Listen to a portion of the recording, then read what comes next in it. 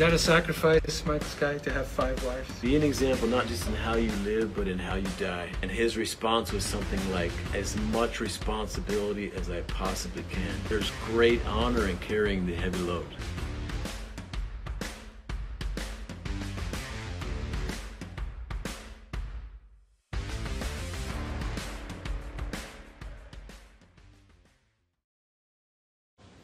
All right, we're back. Mondays, we're doing the Hans Comyn thing. Last week we talked about being an elder, how to be an elder, who to be an elder for, the challenge it is to become an elder, especially this day and age. We also talked about why to be an elder, the benefits. Yes. And we talked about 10 ways or 10 characteristics, 10 ways that you could show up as an elder. And yeah, in the coming weeks, what we want to do is go into each one and explore each of the topics, each of those 10, maybe 11, maybe 12, maybe 13 topics. And the first one, and we'll talk about this today, is so how to be an elder. Be an ancestor worth coming from. Be an ancestor worth coming from. What does that mean, Michael Skye? What does that mean to you?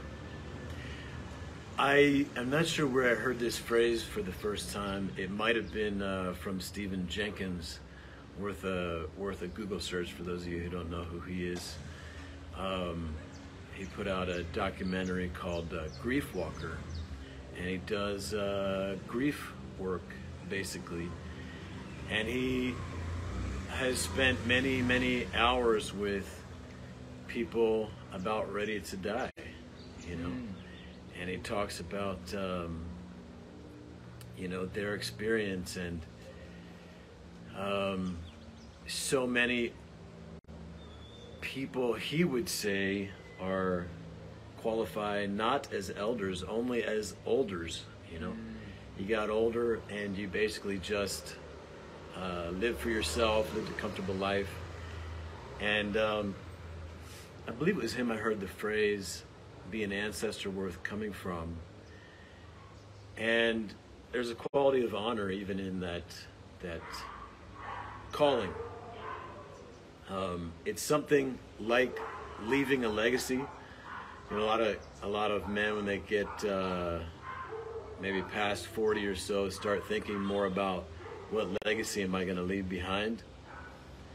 And I like this more than leaving a legacy, because leaving a legacy is about you, you know. It's about how you'll be remembered. And this is similar, but I think it places more emphasis on your future generations and not yourself, you know. Like thinking about them in the future. Will they have you to look up to and to want to be like?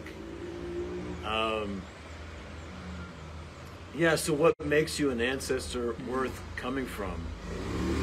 What was his name? Stephen Jenkins. Stephen Jenkins. Okay. Yes. And the documentary was called Grief Walker. Be an ancestor worth coming from. So, you know, an ancestor I look back to in my past, who I revere. His name was Abraham Hunsaker. And yeah, there's several epic, there's several stories of epic, heroic journeys he went on, treks he made, things he did, taking his country into the wilderness, into Indian territory to settle in Utah. Country. Sorry? You said taking his family across the country, into the Wild West to settle in a new land.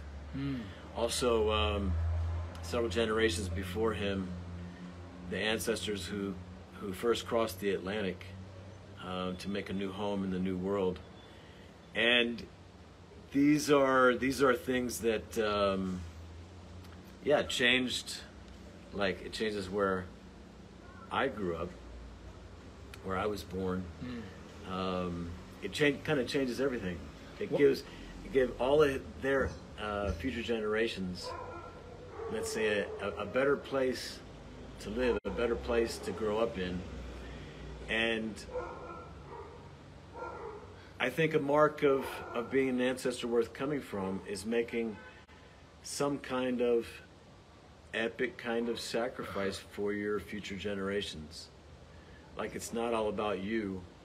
It's you really did work with them in your heart to take care of those future generations. We're having trouble connecting here, but do you revere him because of what he accomplished? Do you revere him because of what he accomplished, or because you could see the sacrifice he made? Both. Both are, I think both are important, you know, the victory as well as the sacrifice. I mean, you could speak in a certain way about an ancestor who won a battle on the battlefield, right? And he was there, you know, and they were victorious. But you could also speak about him epically if he gave up his life on the battlefield, you know, defending his homeland, protecting his family from the invaders. And he sacrificed his life, right? There's more of a sense of pride in the victory. There's more of a sense of honor in the sacrifice. And so, what was his sacrifice of Abraham Hunsaker?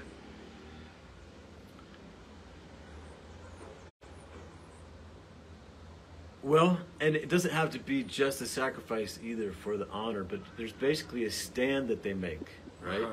Something they face and a stand that they make. And yeah, crossing the Wild West on foot and with covered wagon, you know, with your family and the trials and tribulations of that, and the conflicts with the Native Americans, and the walking across, you know, just surviving through these winters in the northern American territories with your family. And you know, they were going on a trek to find a new homeland. You know, and he's leading his family there, leading his children. He's the one, you know, like they're all depending on him. He also joined the Mormon battalion, and I think this is the first, and perhaps only other real army in America, you know, in the United States, besides the United States military. The Mormons actually formed their own army back in the day, and he was called to join that, and he joined that, and they walked on foot from, I don't know if it was from Utah or from like back in Illinois, all the way to the coast, the Pacific coast. They were there at the start of the gold rush, and then I believe they walked all the way back. And it was something like the longest march, the longest military march ever in American history. And so there's kind of a victory, right? There's the great things that they accomplished, and then there's also the sacrifices they made. He also served a mission. I think he went back to Europe. May have been where he found his first wife. I'm not sure. He ended up having 52 kids, and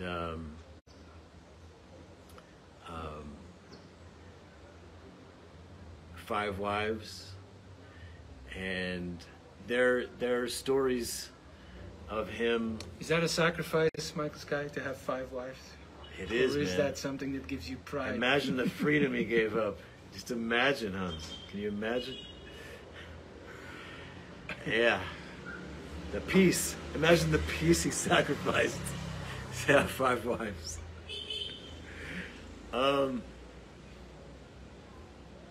But there's a part of Utah that he settled that's now named after him, and that's still where you know, many of us come from. That's where my grandfather comes from. That's near where my dad grew up, and it's where I ended up graduating high school. So, so that's, you know, that's one thing. You know, how much are we thinking about our future generations? Mm. You know, how much what we're doing now is in the spirit of living a life that will inspire those future young men to want to be like us. Mm. And take on epic challenges and make epic sacrifices for their future generations. Yes. Someone who stands out to me over the recent several years, 5 or 6 years or so, is Jordan Peterson. He's inspired many a man, actually. And I was watching a video of him yesterday, and he was being interviewed. It was kind of a hostile interview. And the woman was asking him, like, how much responsibility do you take for people who might interpret your words or your work in a bad way? You know? And she was using the example of how Hitler and the Nazis interpreted Nietzsche's work in a way that he didn't intend. And so she's kind of using this real dark example, like there are men or the alt-right or whatever who might interpret Jordan Peterson's stuff in a really bad way, and his response was something like, as much responsibility as I possibly can. Like, that's how much responsibility I take. And he talks about carrying the heaviest load that you can. Yes. And there's a lot of honor in that. I find it very inspiring, to take on the heaviest load that you can. And you can look at him and what he's faced in his journey, and that's inspiring to men, because what is he standing for, and who is he standing for? And there's a lot of men out there and young men who feel like he's standing up for me, and the thousands, millions of other men, but not just that. Like, he's standing for Western civilization. He's standing that we have free speech. He's standing for freedom itself. He's, you could go on and on about what you could see he's standing for. But although he is also making a lot of money and becoming quite successful doing what he's doing, it's hard to look at him and say, oh, he's all about himself, So he's making the kind of sacrifices that make other men want to make sacrifices. He's carrying the kind of load that make other men want to pick up and carry the load for their people. And I think that's one key aspect of being an ancestor worth coming from. So would that aspect then be you asking yourself, how can I be a great ancestor? Or how can I be an ancestor worth coming from? Like, to ask yourself that question instead of asking, how can I get more happiness or more wealth? Or, to ask, how can I be an ancestor worth coming from? Yeah, and even more specifically in this way, what burden can I carry? What load can I carry that will inspire my future generations, the young men around me, to also want to carry a heavy load for their people? To want to set that example. So there are some other things as well that I think we can look at.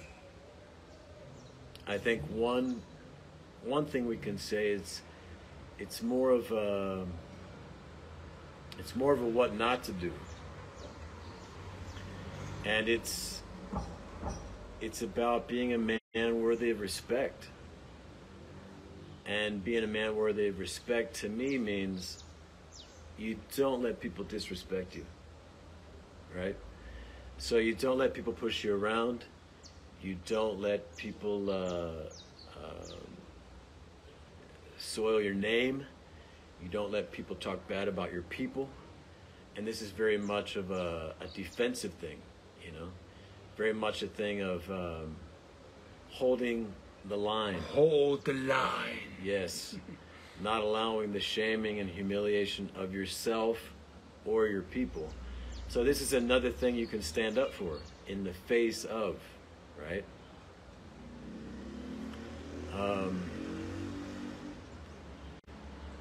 I know as a boy, you know, I watched the interactions, I watched the conflicts between my mom and my dad, and there were ways that I didn't want to be like my father. And I wanted my father to stand up for himself more. And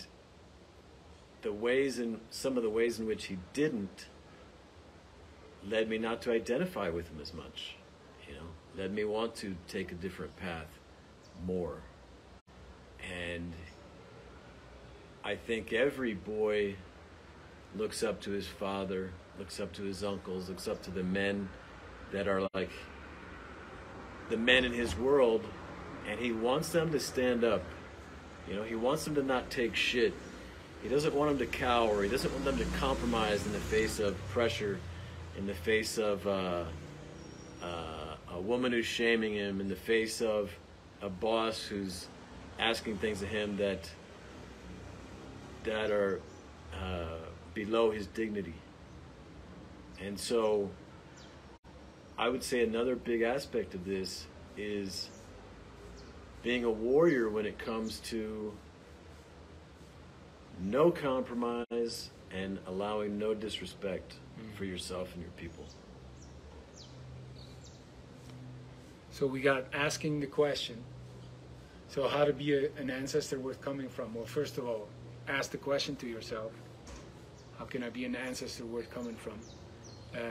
Then we talked about how big of a burden can you carry as an inspiration also. Or a load. A load. By the way, this is worth pointing out that, I mean, the word burden, it just sounds like suffering. But what may not be so obvious is that there's great honor in carrying the heavy load. There can be great honor, and physical pain does not equal suffering. And I would say, like, suffering is on one side, honor is on the other. So you can carry the heavy load to get honor, or you can carry the heavy load and be suffering with the heavy load. But so carrying the heavy load for your people does not mean suffering. And the other question, right, could be how can I guard the respect of me and my people? How can I not allow people to disrespect me and my people? This seems less important in the free world, so to speak, where we believe in free speech. But the more that times get tough, or the more you live in a tribal society, it's even more important to have self-respect and to have people respect your family. Yes. You know, a big part of, like, freedom, American freedom anyway, is I'll do whatever I want. I don't care what kind of name it gives my family. I don't care what kind of, you know, how people see me. I'm just going to do it anyway. I wonder where I heard that. But if you're taking into account your future generations, you know, all your relations, you might do some things differently. Another thing, Hans, I think another great thing is, what great victory or victories could you attain that could give a name to your family, you know, that could make your future sons and grandsons proud, you know? My son my grandfather won the Tour de France. I mean, like, how beautiful would that be, right? thinking of Troy as he goes into battle. You know, he says, "Oh, there's this boy who asks, why do you do this?" And he says something like, "Well, you'll never be remembered." He says to the little boy. Count the full thing. Oh, I'm making it short because I forgot the concrete thing, but it's Achilles who speaks. You know, that going into battle right now is really making sure you live forever. You know. And, yes. Sacrificing his life to become an ancestor. Yeah. Where coming from. So we kind of have three things here. One is honor, two is respect, and the third is pride. For honor, you have the risks that you take, the sacrifices you take, the stands that you make. For respect, you have the ways that you defend. You don't let people shame you and your people, and you stand up to defend and protect that. And the third is pride, and this has to do with victories and achievements, that are going to inspire your future generations. Do you rate these as one is higher than the other? I think that honor is the most important. I think honor is the most important. So the sacrifice would be the most important. And it doesn't need to be the sacrifice, but again, the stand that you make, right?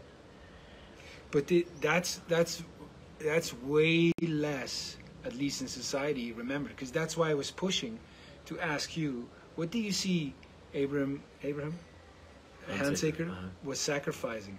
And it's way harder to name it than the victories he got, for which you get pride and not so much honor.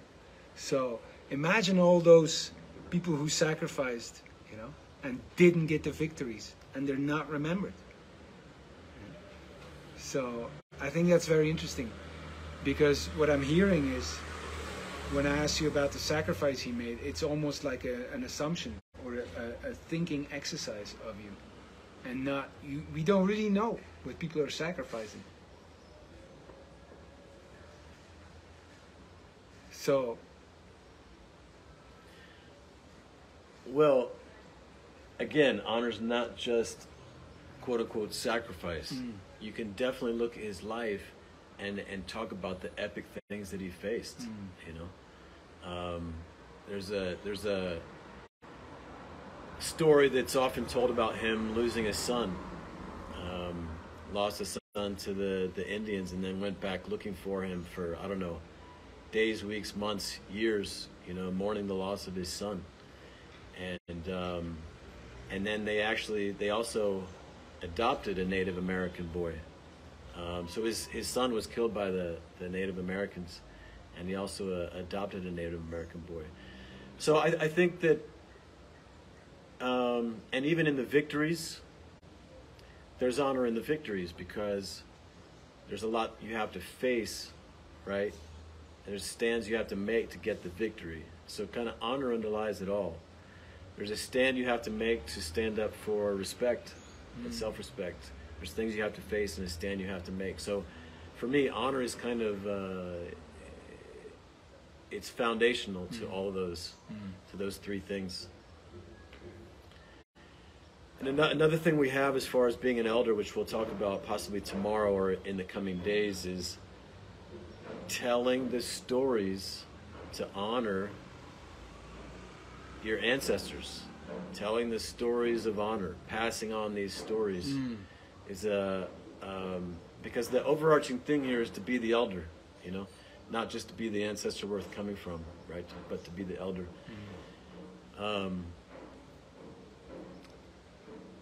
So, but that would be a next topic, right? That would be the second one that we listed.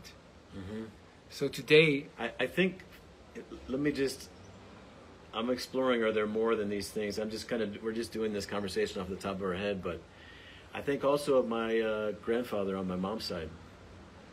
One thing I remember about him is that, and you could say it was a victory, but it was something he did for the whole family. And you could call it a sacrifice, you could call it a victory. Maybe there's another category for this. But he flew the entire family to Mexico for a family reunion. So this is children, their spouses, and their children, and him and his wife, a very large extended Mormon family, flew everyone to Mexico, paid for everyone's return flights, paid for everyone's room and board there, and made this like lasting memory happen for the family. So this is maybe this is a gift. Maybe we could call this a gift. Maybe this is another category here. There's honor in it as well. It's a gift that he gave to the family. Or yeah.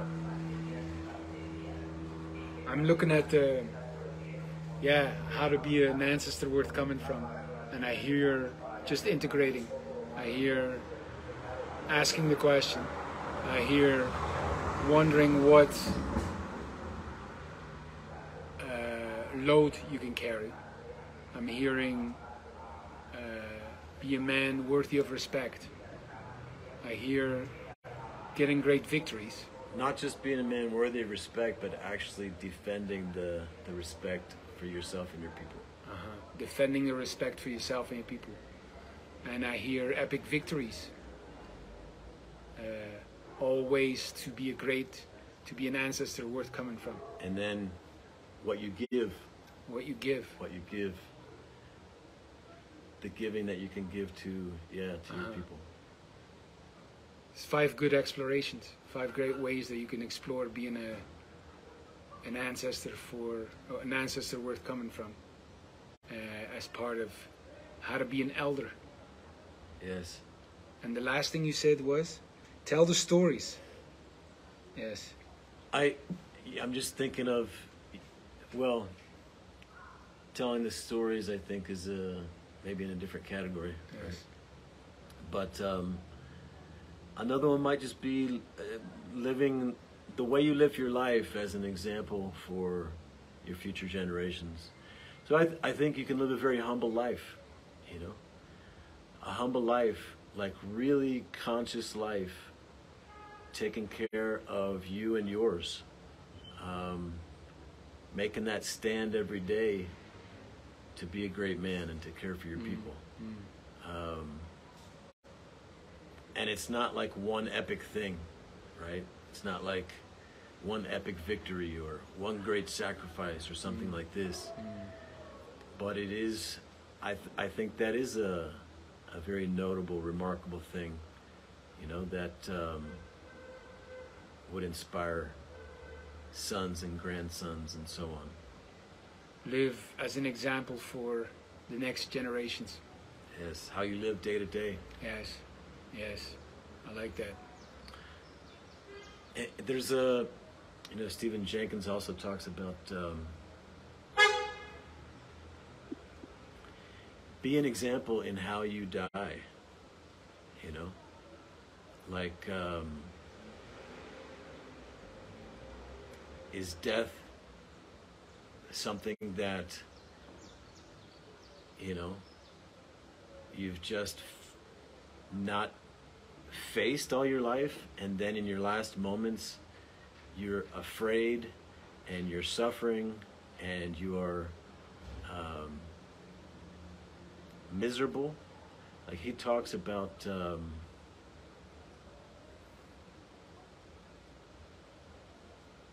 he talks about, I'd really like to explore this more and go back into what he talks about, because I feel there's something really powerful there, you know. Derrida wrote about the art of disappearing. Be an example, not just in how you live, but in how you die. And you can think of the samurai, for example, right? They didn't just like live with honor; they died with honor. And there's something really powerful in that.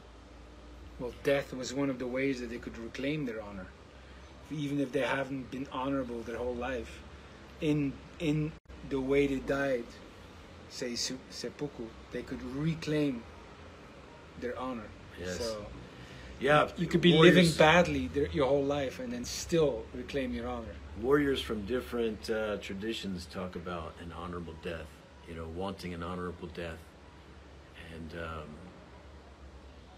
yes, there we have it, Hans. You'll have to list those 5-6 ways of being a great, being an ancestor worth coming from, as one of the ways to be an elder. This is very much an exploration for us. You know, this is at one of my events back in 2007. There was a man who had spent a lot of time with like Native American peoples, and he told me one time he was at a Sundance or something with with Native Americans that they do every year, and there's a lot of white people that go and participate in the Native American traditions. And he was talking to a Native American elder, and he's like, "Why don't you white men go make your own traditions? You know, your own traditions of honor and your whatever." And this man attended my event, and he was like, you know, he was saying like, "Yeah, this is a way of doing it. Let's do it. You know, let's create our own tradition." A way of creating it. And this is another thing, actually. I think, Hans, creating traditions for your people. This would be a great legacy to leave, a great gift to leave behind for your people. If your people have lost those traditions, you know, of honor, of brotherhood, of elderhood, you could be the one to restore that lineage, to restore those traditions. I want you to send me that, and I want to list it and explore it. Tomorrow, what are we talking about tomorrow? I have someone transcribing them, by the way. Okay, good. Tomorrow we will talk about, what was the second one? I'll have to... Was it telling stories?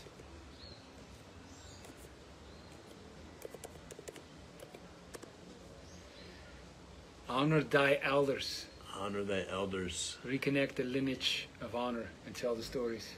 Yes, yes. So we'll talk about that tomorrow. Cool? Yes. See you again at 8:30 Medellín time.